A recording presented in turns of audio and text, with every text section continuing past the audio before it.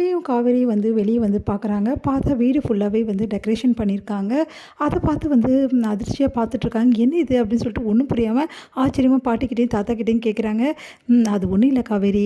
இன்னைக்கு உனக்கு வளைகாப்பு நடத்த போறோம்." "வளைகாப்பா? என்ன சொல்றீங்க?" வளைகாப்பு மாதிரி தான். ஆனா இது ஒரு சின்ன சடங்கு தான். முதல்ல 5ஆம் மாசம் இந்த சடங்க நம்ம நடத்துறோம். அதுக்கப்புறம் தான் வந்து வளைகாப்புக்குலாம் போணும்." அப்படின்னு சொல்லிட்டு பாட்டி சொல்றாங்க. "என்ன பாட்டி திடீர்னு சொன்னா எப்படி? ஏற்பாடுலாம் அதெல்லாம் நாங்க பார்த்துக்குறோம். எல்லாமே பண்ணியாச்சு. ஆனா, எங்க அம்மா வீட்டுக்கு சொல்லணுமேன்னு சொல்லிட்டு காவேரி சொல்றாங்க. அதுவும் சொல்லியாச்சு. சாரதாவும் வந்துட்டுருக்கா. எந்த பிரச்சனையும் கிடையாது. முதல்ல நீங்க 2 பேரும் குளிச்சுட்டு, 2 பேருக்குமே ட்ரெஸ் வாங்கி வச்சிருக்கோம். அத போட்டுட்டு முதல்ல கீழ இறங்கி வந்துருங்க. ஏன்னா சொந்தக்காரங்க எல்லாரும் வந்துருவோம். சொந்தக்காரங்களாமா? ஆமா, எல்லாரையும் கூப்பிட்டுருக்கோம். அதனால ஃபங்க்ஷன் சூப்பரா இருக்கும்." அப்படின்னு சொல்லிட்டு ராதா வந்து சொல்லிட்டுருக்காங்க. அத கேட்டு ஒண்ணும் புரியாம காவேரி, விஜயும் யோசிக்கிறாங்க. முதல்ல போய் ட்ரெஸ் பண்ணிட்டு வாங்க.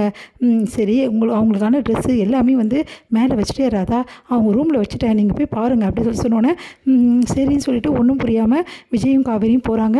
விஜய் வந்து காவேரி கிட்ட, "என்ன காவேரி திடீர்னு வந்து பாட்டி வந்து ஏற்பாடு அதாங்க எனக்கும் புரியல. பார்த்தா அங்க ட்ரெஸ்ஸு எல்லாமே இருக்கு. ஏங்க சாரி சூப்பரா இருக்கு பார்த்தீங்களா?" அப்படின்னோனே, "ஆமா காவேரி ரொம்ப நல்லாயிருக்கு. சரி நம்ம போய் முதல்ல குளிச்சுட்டு வந்துருவோம்." அப்படின்னு சொல்லிட்டு 2 பேரும் குளிச்சுட்டு வந்து சாரீஸ் எல்லாம் எடுத்து வேர் பண்ணிக்கிறாங்க. காவேரியும் விஜயும் வந்து விஜய் வந்து வேஷ்டியும், காவேரி வந்து சாரியும் வேர் பண்ணிக்கிறாங்க.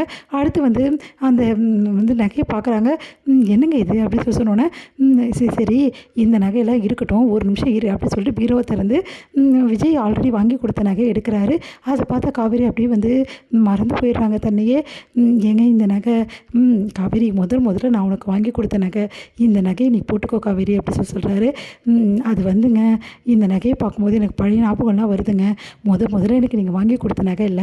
அப்படின்னு சொல்லிட்டு அப்படியே 2 பேரும் வந்து பழைய ஞாபகங்கள்லாம் வந்து அப்படியே வந்து முன்னாடி வந்து நிக்குது. "ஞாபகம் இருக்கா உனக்கு? இந்த நகைய வாங்கி கொடுக்கும்போது நீ எவ்வளோ சந்தோஷப்பட்டல்ல காவேரி?" "ஆமாங்க, நான் அவ்வளோ சந்தோஷமா வாங்கி கொடுத்தேன்." "சரி கடைசியா வந்து இந்த வீட்ட விட்டு போகும்போது, என்ன காவேரி மறுபடியும் இதையே சொல்லிட்டு இருக்க?" "சரிங்க, சும்மா தான் சொல்றேன். இந்த வீட்டை விட்டு போகும்போது இந்த நகைகள்லாம் வந்து நான் பார்த்துட்டு தாங்க போனேன். ஒவ்வொரு பொருளையுமே வந்து நான் தொட்டு பார்த்துட்டு அப்படியே அழுதுட்டு தாங்க போனேன். ஆனால் மறுபடியும் இது எல்லாமே எனக்கு கிடைக்கும்னு நான் நினச்சி கூட பார்க்கலங்க." அப்படின்னு சொல்கிறாங்க. "காவேரி இதுக்கப்புறம் இதெல்லாம் பேச வேணாம் காவேரி. முன்னாடி போன விஷயங்கள்லாம் பேசினா மனசு தாண்டி கஷ்டப்படுது. சரி நானே உனக்கு இந்த நகையெல்லாம் போட்டு விடுறேன்." அப்படின்னு சொல்லிட்டு விஜய் ஒரு நகையாக பார்த்து பார்த்து போடுறாரு.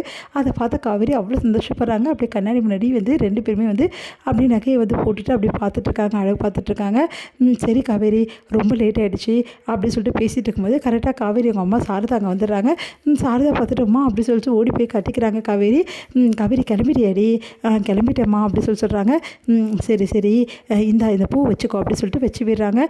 "காவேரி நீ ரொம்ப அழகாக இருக்கடி." அப்படி சொல்லிட்டு அப்படியே கட்டிக்கிறாங்க. "அம்மா உங்களுக்கு பார்த்தீங்கல்ல இதெல்லாம் ஞாபகம் இருக்கா?" அப்படி சொல்லி, "விஜய் எனக்கு முதல்ல வாங்கி கொடுத்த நகைம்மா, ரொம்ப நல்லா இருக்குடி." "விஜய் தம்பி நல்லா இருக்கீங்களா?" "நல்லா இருக்கேன் அத்தை." அப்படி சொல்லிட்டு பேசிகிட்டு இருக்காங்க. "சரிடி ரொம்ப நேரம் ஆகிடுச்சு, போகலாம் வா." அப்படி சொன்னோம்மா, அக்காலாம் வந்திருக்காள்ல, அக்காலாம் வந்திருக்காடி." யமுனாவுக்கும் சொல்லியிருக்கலாம்." யமுனாவுக்கும் சொல்லியாச்சு. யமுனா வீட்டுக்காரி எல்லாருமே வந்திருக்காங்க." "என்னம்மா சொல்கிற?" பாட்டியே எனக்கு சொல்லவே சொல்லம்மா. இல்லைனா நானே ஃபோன் பண்ணியிருப்பேன். நீயும் எனக்கு ஏம்மா சொல்லலை?" அப்படின்னோடனே, "உனக்கு தெரியும்னு நினச்சேன்டி." அப்படின்றாங்க. "சரிம்மா." அப்படி சொல்லிட்டு 2 பேருமே வந்து கீழே இறங்குறாங்க. காவேரி அவ்வளோ அழகாக ட்ரெஸ் பண்ணிட்டு ரொம்ப அழகாக இருக்காங்க. அதை பார்த்த பாட்டி வந்து, "காவேரி எவ்வளோ அம்சமாக இருக்கா பார்த்தீங்களா?" அப்படின்னோடனே சாரதா வந்து அப்படியே பார்த்து வந்து சந்தோஷப்படுறாங்க. அடுத்து இது எல்லாம் பார்த்த கங்காவுக்கும் வந்து யமுனாவுக்கும் வயிறாக எரியுது. பார்த்து அப்படியே காண்டாகிறாங்க. அடுத்து வந்து எல்லாருமே ரொம்ப சந்தோஷமாக வந்து காவேரிக்கு விஜய்க்கு வந்து வாழ்த்து சொல்லிட்டுருக்காங்க. இங்கே காவேரி வந்து அவங்களோட அந்த சேரில் வந்து எல்லோரும் கூட்டின்னு வந்து உட்கார வைக்கிறாங்க காவேரியை.